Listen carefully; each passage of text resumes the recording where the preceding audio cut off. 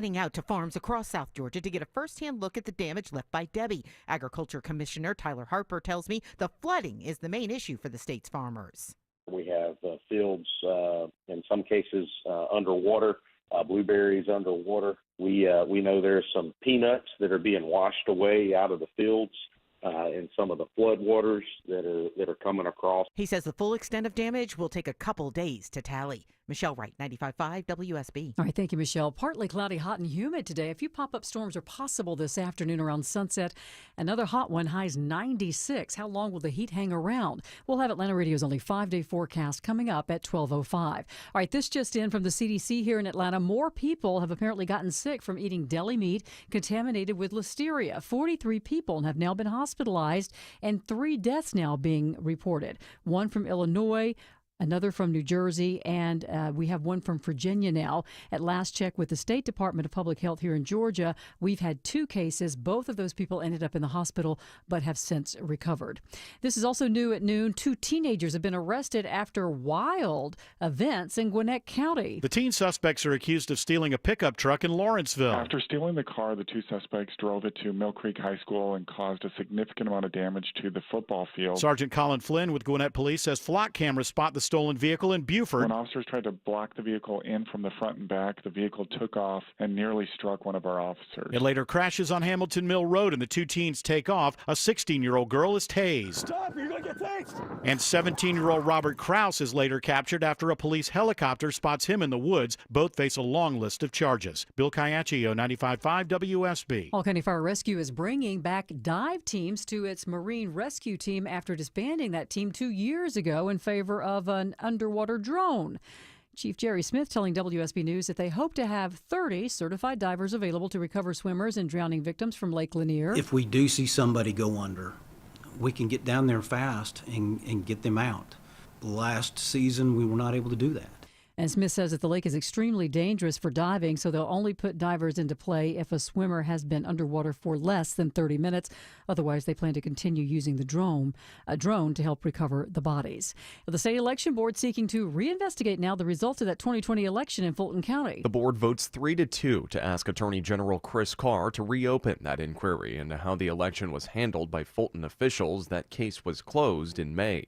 Board member Janice Johnston says she feels the investigation was never fully resolved. It seems to me that somebody is moving heaven and earth to not allow anyone to get to the paper ballots. I don't know why. But Chairman John Fervier warns the motion could end with legal action being taken against the board. Austin Eller, 95.5 WSB. 3 Taylor Swift concerts in Vienna, the first scheduled for tonight, has been canceled after authorities uncovered an ISIS-inspired security threat. This fan says she's extremely disappointed. I am absolutely devastated. I came here from Boston, then to Ireland, now to Vienna, and then to get the shock of we're not going was heartbreaking, really, really heartbreaking. 2 men are in custody for planning the attacks. Police say that they had been radicalized online.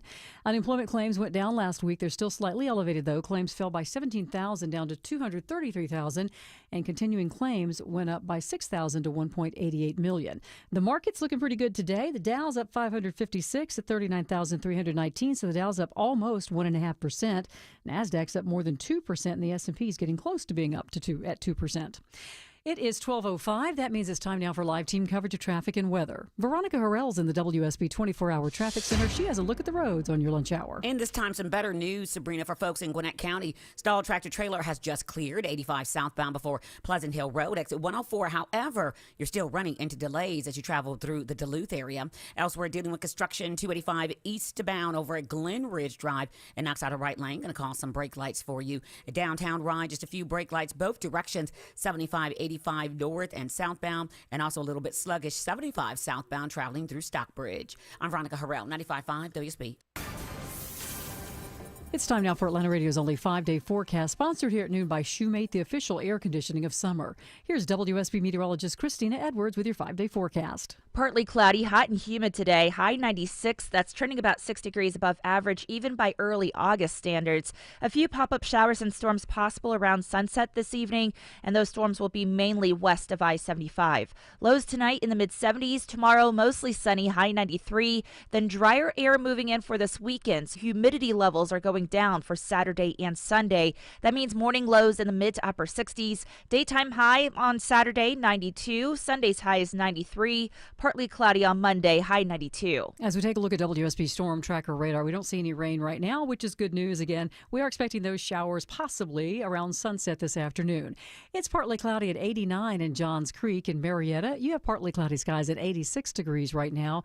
And in Lilburn, it's 88 degrees under partly cloudy skies. More news at 12:30. Breaking news when it happens. I'm Sabrina Cupid, 95.5 WSB. All engine running. Liftoff. We have a liftoff.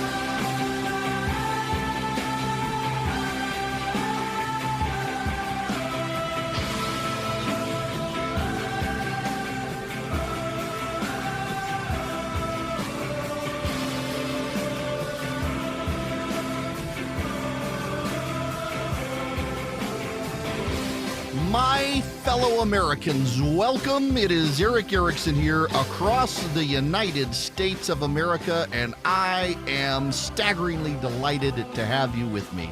Tomorrow, all day the gathering, I won't be here. But today, you've got me. Now, we got a lot to talk about here as Kamala Harris now crosses in the Real Clear Politics polling average, is now decisively ahead of Donald Trump in the polling averages.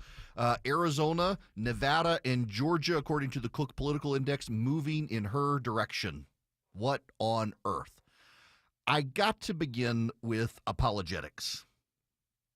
Okay, so this is not a theology discussion. You can like breathe easy. But I'm assuming you know what apologetics is. When I was a kid, it was always weird to me if people talked about apologetics. Like, why are you apologizing for believing something? But it's actually, that's not it. What it is a defense, and it tends to be a religious defense of faith. An apologia, where an apology comes from, is speaking in defense. So when you say you're sorry, you're speaking defensively for having offended.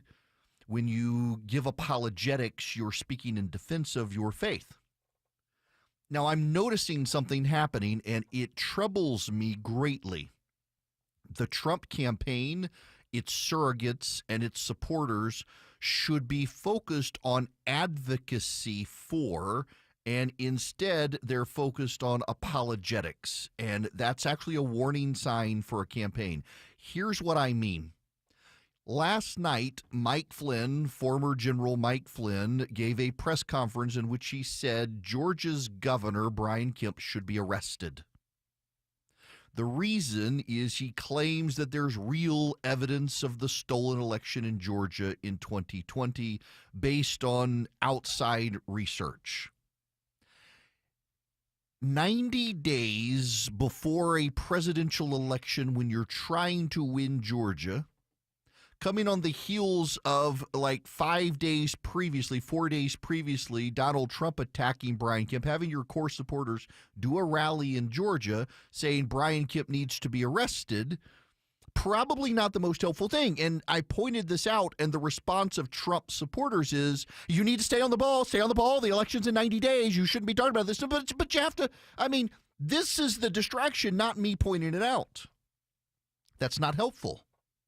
Now, here's what you need to understand, and you should know that for the last week, there's been a coordinated campaign in an attempt to overwhelm our call screening software. So if you've called and you've gotten a lot of busy answers, that's what's going on, is people have been flooding our phone lines, demanding I talk about the latest evidence of a stolen election in Georgia and proof of the stolen election. Here's what actually has happened. An outside guy claims that he has proof that in Fulton County, Georgia, which is the most incompetently run board of elections, so naturally the one you focus on, that in Fulton County, Georgia, they double counted 3,000 ballots. Now, The margin of victory was about 11,400 some odd votes. Plus, you have another 30,000 people who refused to vote between Biden and Trump. Now, there's no actual proof that these ballots were double counted, and it's actually hard to double count these ballots. Here's why. When you pass them through the machine, they're barcoded, the machine registers, I've counted this one, so you pass it through again, it typically doesn't get counted. Now, one way around that, if there are no safeguards in place, and this is Fulton County, Georgia, where you got a bunch of incompetents, so maybe the safeguard wasn't turned on. You take those same ballots to another machine and count them. Well, that machine and the first machine might not have talked to each other, so the second machine doesn't know. Here's the problem with the theory, though.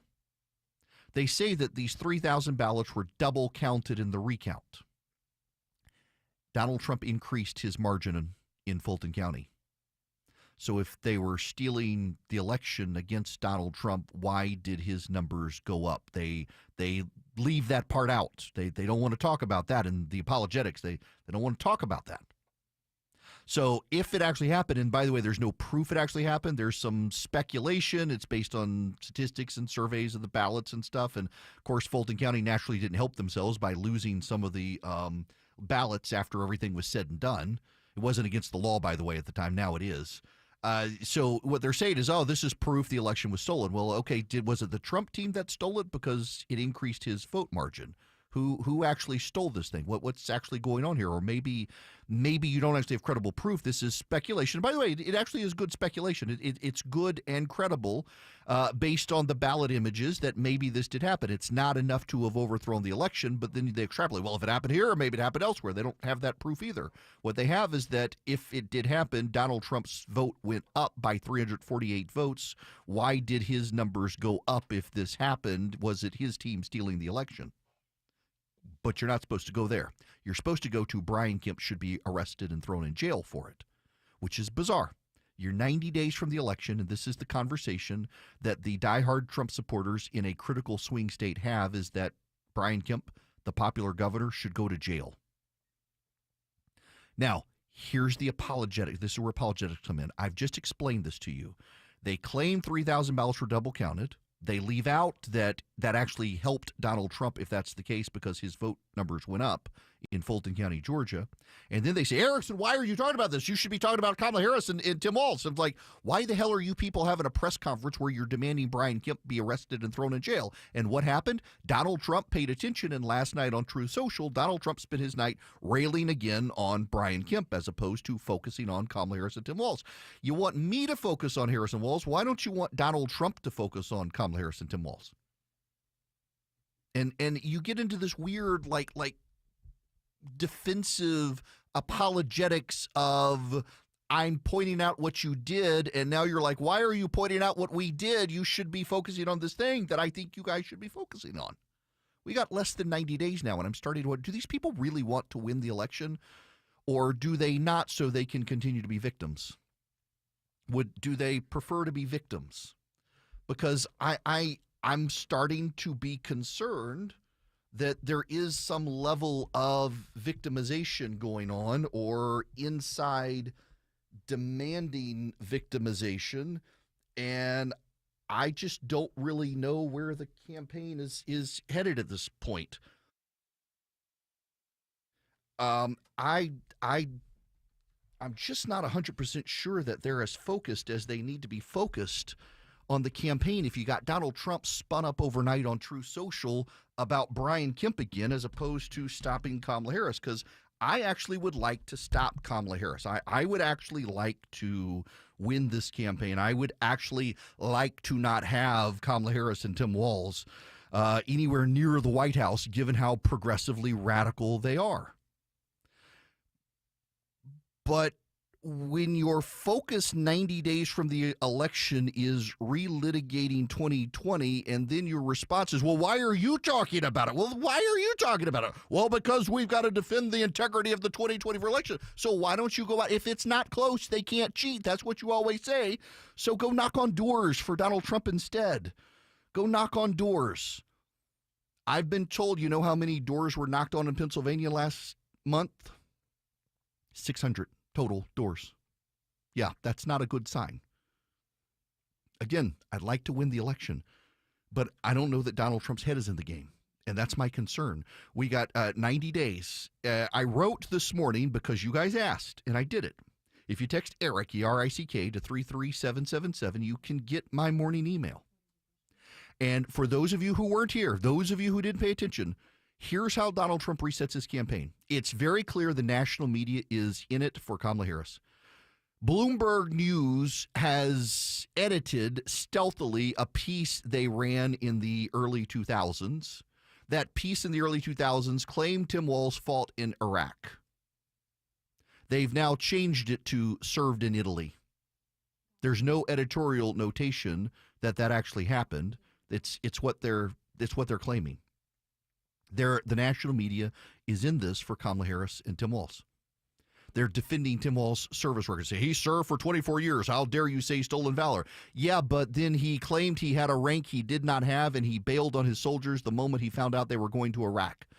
And now they're saying, well, the order to go to Iraq didn't happen until well after that. Oh, wait, here's a press report from Tim Walz from March of 2005 where he notes they were going to be deployed to Iraq based on his understanding, even though the order hadn't come down yet.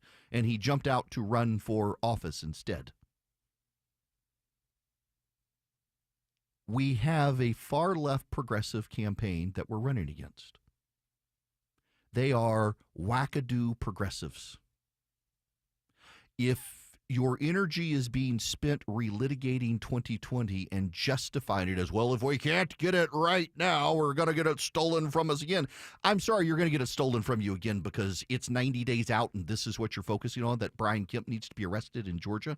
That's stupid. That actually is stupidity to do that. And guess what you're doing? You're alienating people who might vote for you. Do you really think those swing suburban women voters who see Donald Trump remember him when he says, I want to lock up Brian Kemp, or Mike Flynn, I want to lock up Brian Kemp, and Donald Trump, what are you doing, Brian Kemp? Do you really think they're going to remember that I like his policies, or is it going to be a visceral emotional reaction to, God, I can't stand this guy? What do you think? What do you think? I mean, seriously, this is the problem. Over 50% of voters say repeatedly they don't like Donald Trump. And right now, what he's doing is he's giving these voters reason to remember why they don't like him, as opposed to over 50% of voters liked the Trump administration. So focus on the Trump administration. Go to Eau Claire, Wisconsin. Sit down with the local news anchor of the popular news channel there and do an interview and focus on crime, immigration, and the price of groceries. This morning, and it's actually worth you looking at this morning, in my morning piece, again, if you text Eric to 33777, I got my morning piece there. It's worth focusing on. The average price of gas in Wisconsin the last day Trump was in office was $2.09. Today it's $3.48. The price of a gallon of gas the last day Trump was in office in Pennsylvania, in Erie, Pennsylvania, was $2.76. It's now $3.74. In 2020, a gallon of milk cost $3.32 on average nationally. Today, it's $4.09. That's the Biden-Harris administration that did this. The Biden-Harris administration. Trump can go to Eau Claire, Wisconsin, and do a local interview, bypass the national press. Local reporters tend to be more fair. They like the exposure. They want good ratings against their local market competitors. Trump gives them an interview, they're going to give him a fair, good interview. It's going to be seen by the people coming home from work who can't go to the rallies and certainly aren't watching some Twitch streamer.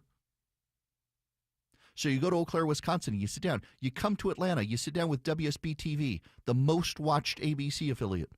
It covers the metro Atlanta area. You sit down with one of the local anchors. You have a good conversation with them. Kamala Harris is surging in the polling in Georgia.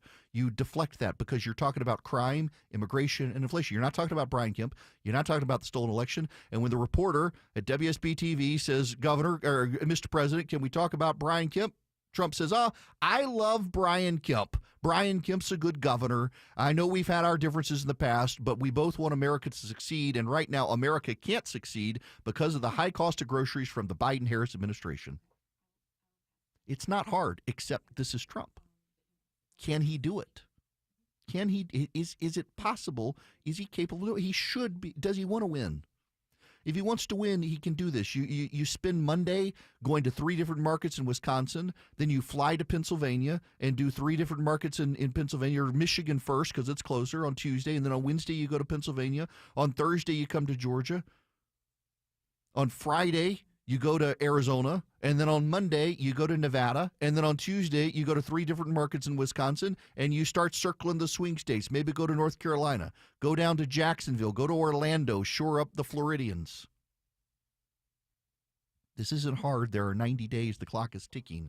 Arguing over whether or not Brian Kemp should be thrown in jail in Georgia is not productive. And you yelling at me for pointing out this is what they're doing, that's not productive either. That's apologetics. That's not advocacy of your candidate. 90 days before an election. In July, 600 doors were knocked on in Pennsylvania. It should have been at least 6,000. We're not firing on all cylinders. On the left, you can get up to $40 an hour working for Planned Parenthood, registering people to vote and getting them out to vote. On the right, there's no such system in place. The ground game matters, and firing up the voters matters. You're not going to fire them up when you're arguing about 2020. This, my friends, is ultimately the problem for all of us here. We have got to engage. We have got to focus. We have got to be able to win. And I think we can win. But in winning, we've got to fire up the base on the issues.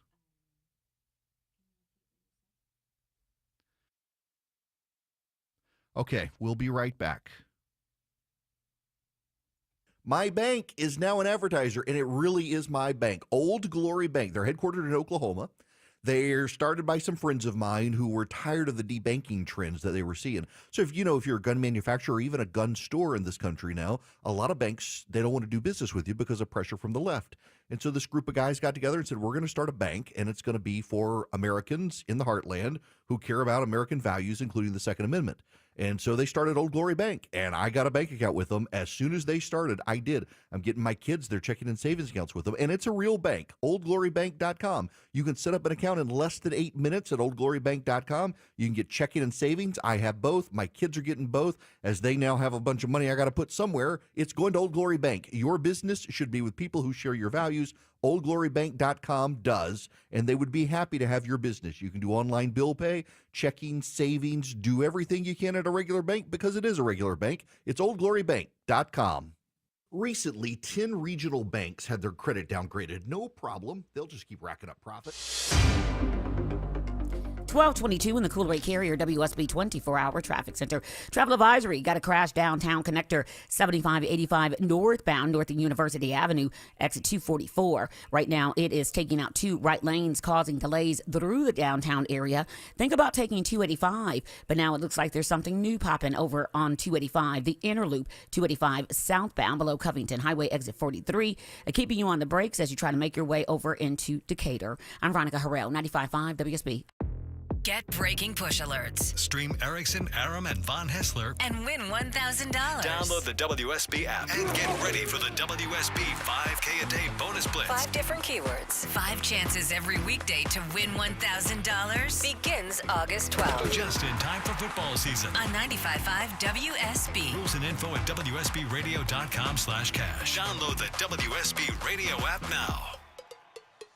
All my life I wore contacts with no problems, and a few years ago my reading gave out and I started having to wear reading glasses. After a while I got frustrated and I went to see Dr. Ashraf regarding my options. Instead of LASIK, I opted for laser optics procedure. Believe me, this is amazing. Most of my day I do not use any glasses, even for reading. As an added bonus, my insurance covered most of the cost. Hi, this is Dr. Ashraf of the Atlanta Vision Institute. I'm proud to be one of the first physicians to offer the laser optics procedure. This procedure uses LASIK technology to improve your distance vision, but also helps to restore your reading vision. As a matter of fact, most of my patients are able to read a menu or see their phones without the need for reading glasses. So if you can relate to Bill's frustrations, come see me and see if you're a candidate for the laser optics procedure. If you would like to learn more about the procedure and find out if you're covered by insurance, visit Atlanta2020.com. That's Atlanta2020.com.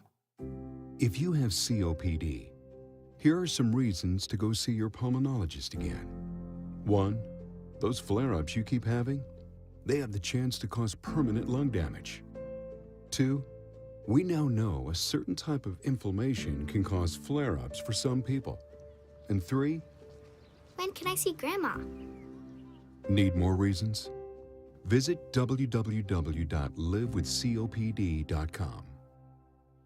Hello, this is Brant Frost, founder and president of First Liberty Building and Loan. You hear about our family's company all the time right here on the station. For over 30 years, First Liberty has helped hundreds of small businesses grow by saying yes when the big banks say no. On Wall Street, opportunities to earn big returns are everywhere, but for Main Street investors, those opportunities are often hard to find. Until now. Our First Liberty notes are now open to qualified Main Street investors paying interest rates of 8 to 13% while helping to fuel the growth of small businesses right here in Georgia. With a few basic qualifications and with as little as $25,000, qualified Main Street investors just like you can earn an 8 to 13% interest rate. If this is you, we'd love to hear from you. Go to firstlibertyga.com and consider joining our First Liberty family today. That's firstlibertyga.com, firstlibertyga.com. First Liberty notes are not obligations of or guaranteed by any financial institution and are not secured by any collateral. They are not FDIC insured or guaranteed by any government agency. You could lose money. Purchasers must verify their SEC accredited investor status. Securities are not being offered in any jurisdiction in which it is unlawful.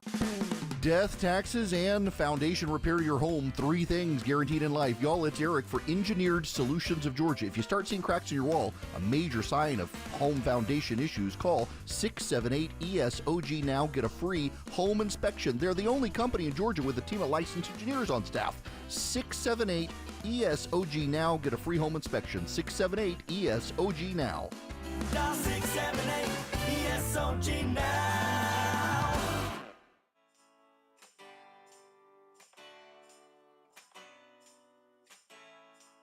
Join Eric's Army of Activists. Text ARMY to 33777 now. Hello, welcome. It's Eric Erickson here. The phone number is 877-973-7425. According to Politico, aides to Biden and Harris are considering plans to bring President Biden back to the campaign trail. Is expected to be deployed strategically to states he won in 2020 like Pennsylvania, Wisconsin, and Michigan, and target constituencies where he polled well, such as older white voters. Oh, that's going to be reassuring.